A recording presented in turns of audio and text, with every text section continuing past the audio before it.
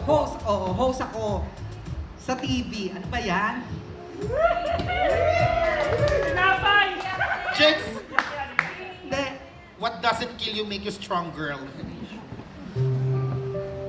Ba? Hindi, okay lang.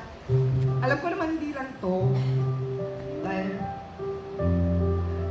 wala, dito ko kasi naramdaman na experience ko na magkaroon ng TV show, first time.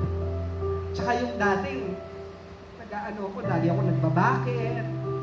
Yung dito ko naramdaman din na, hindi ako, yung tinatalakan, yung kaya yan, okay lang, relax ka lang, bahay mo to, kaya mo yan.